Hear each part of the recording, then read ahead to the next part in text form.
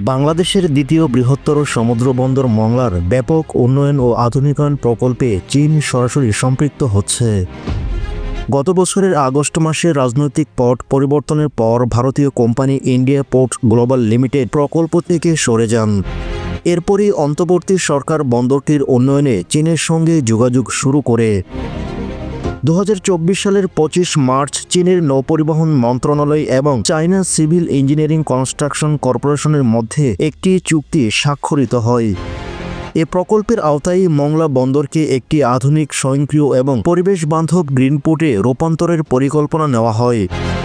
প্রকল্পটি বাস্তবায়নের জন্য 4,068 কোটি 22,72,000 টাকা ব্যয় ধরা হয়। নির্মাণ কাজ শুরু হবে 2025 সালের জানুয়ারিতে এবং শেষ হবে 2028 সালের ডিসেম্বরে।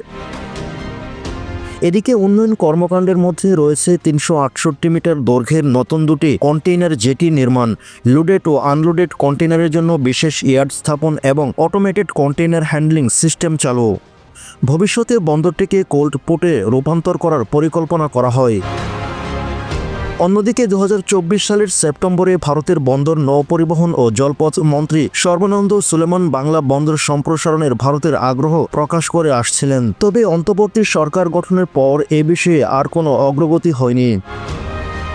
নৌপরিবহন মন্ত্রণালয়ের উপদেষ্টা ব্রিগেডিয়ার জেনারেল অবসরপ্রাপ্ত ডক্টর এম সাখাওয়াত হোসেন এ প্রসঙ্গে গণমাধ্যমকে বলেন, অনন্তকাল বসে থাকতে পারি না। প্রধান উপদেষ্টার চীন সফরের পর অর্থ ছাড় দ্রুত হবে বলে আশা করা হয়। এদিকে মংলা বন্দরের এই উন্নয়ন প্রকল্প বাস্তবায়িত হলে বাংলাদেশের দক্ষিণাঞ্চল থেকে আম, কাঁঠাল সহ বিভিন্ন কৃষিপণ্য সরাসরি চীনে রপ্তানির সুযোগ সৃষ্টি হবে।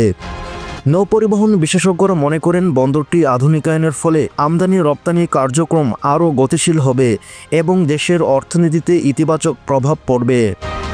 বন্দর কর্তৃপক্ষ আশা প্রকাশ করে যে এই উন্নয়ন কাজ শেষ হলে মংলা বন্দর আন্তর্জাতিক বাণিজ্যের জন্য আরও গুরুত্বপূর্ণ ভূমিকা রাখতে সক্ষম হবে।